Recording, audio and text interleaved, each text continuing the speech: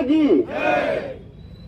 यहाँ उपस्थित आज 16 सूत्री मांगों को लेकर मनासा विधानसभा क्षेत्र के अन्नदाता किसानों एवं आमजन की समस्याओं को लेकर हमने 13 अगस्त को एक ज्ञापन माननीय एसडीएम साहब के नाम दिया था और एसडीएम साहब से कहा था कि ये जो समस्याएं हैं, चाहे किसानों की हो, चाहे बिजली की हो, चाहे हमारे खिमला के परिवारजनों की हो, सभी समस्याओं के लिए हमने लिखित में एक ज्ञापन दिया था और कहा था कि इन समस्याओं का निराकरण होना बहुत आवश्यक है और इस समस्याओं का निराकरण यदि नहीं होता है तो आने वाले समय में, उस समय हमने 15 दिन का समय दिया था और 15 दिन के बाद में हमने 10 दिन और इंतजार करा और आज हमको उनकी समस्याओं का निराकरण नहीं होने के कारण हमको मजबूरी में आमरण अनशन करना पड़ रहा है। यहाँ आमरण अनशन को और मुझे हिम्मत देने आए जिला कांग्रेस के कार्यवाहक अध्यक्ष आदरणीय चंद्रशेखर जी पालीवाल साहब, ब्लॉक कांग्रेस कमेटी कुकड़ेश्वर के अध्यक्ष आदरणीय कैलाश जी राठौड़ साहब, किसान कांग्रेस के जिले के अध्यक्ष आदरणीय सुरेश जी धनगर साहब, आदरणीय जनपद सदस्य राजाराम जी और मान सिंह जी, हमारे ओम जी रावत साहब, आदरणीय जाकिर भाई, छोटू बना, लखन भाई, जीवन भाई, हेमा जी, नारायण बा, सभी के नाम जानता हूँ। नाम लेने में बहुत समय लग जाएगा। शिवनारायण जी साहब, आप सभी इस बात के गवाह हैं कि आज किसानों और अन्नदाताओं की 16 मांगों के निराकरण के लिए आज मैं आमरण अनशन कर रहा हूं, भूख हड़ताल कर रहा हूं। ये मुझे क्यों करना पड़ा?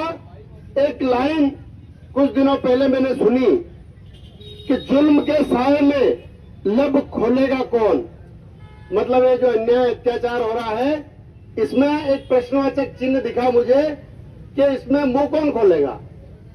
जुल्म के साए में लब खोलेगा कौन, अगर हम भी चुप रहे तो बोलेगा कौन।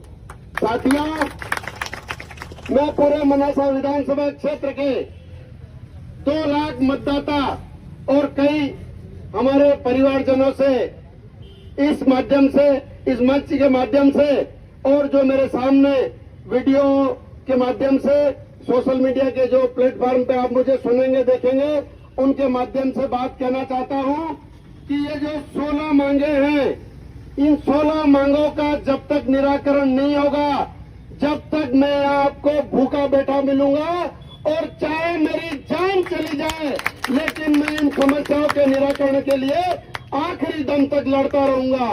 साथियों, मांग क्या है? हमारे किसान अन्नदाता और आमजन के लोगों के लिए बिजली के बिल दिए जा रहे हैं, उन्हें कम किया जाए। हमारे किसान अन्नदाता जो खेती कर रहे हैं, उस जमीन के अंदर हमारा खून पसीना मिला के अपनी फसल उपजाते हैं सोयाबीन की, उसका 6,000 रुपया प्रति कुंटल भाव किया जाए। उसके बावजूद भी कुछ फसलों में खराबी आ जाती है, उनका सर्वे कर मुआवजा दिया जाए। वर्षों से जो किसान हमारी खेती कर रहे हैं, उनकी 3-3 पीढ़ियां उसमें खेती करती आ रही है और तहसीलदार का एक आदमी नोटिस लेके आता है कि कल से आप खेत में मत आना। उसके लिए मैं अनशन पे बैठा हूं। साथियों, वन विभाग से लगे हुए हमारे परिवारजन हैं, उनके हर साल खेती के समय वन विभाग के लोग आ जाते हैं कि ये तो नया नक्शा आ गया है, पुराने नक्शे में आपकी जमीन वहां थी, यहां से वहां हटाओ। उनकी पत्थर की कोट ढा दी जाती है, उनकी वर्षों की मेहनत बेकार कर दी जाती है। साथियों, अगली बात हमारी यह है कि हमारे विधानसभा क्षेत्र में चैनपुरिया ब्लॉक गांव है, वहां पे चीता प्रोजेक्ट आया और चीता प्रोजेक्ट के चक्कर में उनकी क्षेत्रफल इतना बढ़ा दिया गया कि हमारे किसानों की हजारों गायें मर गई। ये जो गद्दे पे बैठे लोग हैं, अपने आप को गौ सेवक कहते हैं। 5,000 गायें चैनपुरिया ब्लॉक में, केवल चैनपुरिया ब्लॉक में इनके चीता प्रोजेक्ट आने से मर गई है। मैं यहाँ भूख हड़ताल पे बैठ के मांग करता हूँ कि जब तक उन गायों के उचित जांच नहीं हो जाती, हमारे चैनपुरा ब्लॉक के किसानों को न्याय नहीं मिल जाता, जब तक मैं यहाँ पे भूख हड़ताल करूंगा, उनको न्याय मिलने तक भूख हड़ताल करूंगा। शिमला ब्लॉक में एक निजी कंपनी आई है, उस निजी कंपनी ने हमारे शिमला ब्लॉक के लोगों के साथ में इतना अन्याय अत्याचार किया है साथियों, मैंने नजदीक से देखा। वहां पे भी मैं अनशन पे भूख हड़ताल पे बैठा था, लेकिन ये सब लोग साक्षी हैं कि लोगों ने किस तरह से उस अनशन को खत्म किया। जिस दिन उस रात को शिमला ब्लॉक में उस अनशन को लोगों ने खत्म किया था, उस दिन से मेरे दिल में एक दर्द था कि किस तरह से पैसे वाले लोग गरीब लोगों के साथ खेल लेते हैं और उनकी आवाज को दबा देते हैं। ये हेमा भाई बैठे हैं, नारायण भाई बैठे हैं, इन लोगों की लाखों रुपए की जमीन कोड़ियों के दाम पे वहीं के लोगों ने मिलके कंपनी को दिला दी और आज इनके पास ना जमीन बची ना पैसा बचा। इसके लिए मैं भूख हड़ताल पे बैठा हूं साथियों। वहां पे मीणा समाज के लोगों की जमीन गई, वहां पे आदिवासी समाज के लोगों की जमीन गई, वहां पे बंजारा समाज के लोगों की जमीन गई और वहां पे मुस्लिम समाज के लोगों की जमीन गई। उन सभी लोगों में से केवल आदिवासी परिवारों को छोड़ के बाकी सभी लोगों को उनसे खेती से लगी हुई जो सरकारी जमीन थी उनकी 2-2 लाख रुपए एकड़ की कीमत मिली। क्या हमारे आदिवासी परिवारों ने उनके पास में सरकारी जमीन नहीं थी? क्यों हेमा दादा, आपके पास में सरकारी जमीन थी खेता के पास में? आदिवासी परिवार को छोड़ के बाकी सभी लोगों को सरकारी जमीन के 2-2 एकड़, 1 एकड़ के 2-2 लाख रुपए दिए गए। हमारे आदिवासी परिवार के लोगों ने क्या बिगाड़ा कंपनी वालों आपका, जो इनकी करोड़ों रुपए की जमीन केवल इनकी अशिक्षा और जागरूकता के अभाव में आपने फ्री में छीन ली।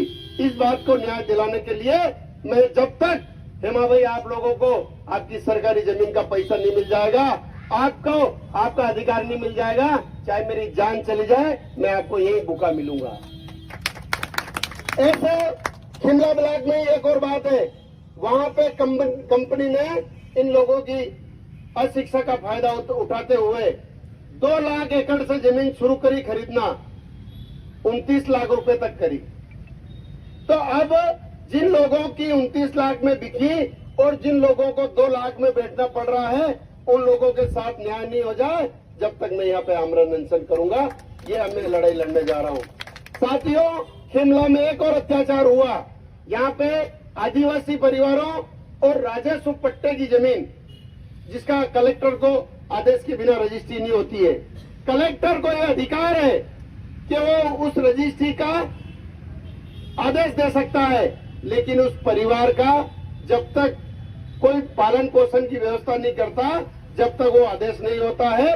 इसी आदेश के तहत नीमच के पूर्व कलेक्टर अदानी बंसल साहब के ऊपर एफआईआर हुई है और ऐसी एफआईआर श्री दिनेश जी जैन साहब के ऊपर होना चाहिए। उन्होंने हमारे आदिवासी जो शिमला के हैं पट्टेदार, जो रेवेन्यू जमीन के पट्टेदार हैं, उनकी 8-8 लाख रुपए एकड़ में कंपनी से मिलके और जमीन की रजिस्ट्रियां के आदेश कर दिए और इनके परिवार के पालन के लिए अब कोई कुछ भी नहीं बचा है। इनके भूखे मरने की स्थिति हो गई है। जब तक इनको न्याय नहीं मिलेगा, जब तक मैं भूख हड़ताल पे बैठा रहूंगा साथियों। मेरे इस वीडियो के माध्यम से मेरी अभी जो आप बात सुन रहे हो, पूरे विधानसभा क्षेत्र के लोग जो भी मेरी बात को, जो भी मेरे इस दर्द को समझ रहा है, आप इस अनशन को समर्थन देना, चाहे मेरी जान चली जाए। यदि इन किसानों को, मनासा विधानसभा के, चाहे इन आदिवासियों को जब तक न्याय नहीं मिलेगा, मैं यही बैठा रहूंगा और इन समस्याओं के निराकरण का ये निराकरण नहीं होगा, मैं इस अनशन पे बैठा रहूंगा और आप लोगों की इस लड़ाई को मैं अंतिम सांस तक लड़ूंगा, चाहे मेरी जान चली जाए। मैंने शिमला में भी बोला था कि मैंने मेरे जीवन में जो प्राप्त करना है, मेरे गांव के लोग और मेरे परिवार के और सभी लोग यहाँ बैठे हैं, मैंने अपने जीवन में जो प्राप्त करना था वो कर लिया है। मेरे अपने 2 बेटे भी हैं। अगर आपको न्याय नहीं मिलेगा तो पालीवाल जी, आप मेरे को कल दिलासा दे रहे थे, मैं उठने वाला नहीं हूं, चाहे मेरी जान चली जाएगी, लेकिन मैं यहीं बैठा रहूंगा और इन किसानों को न्याय दिला के रहूंगा। जय हिंद, जय भारत, जय जय किसान।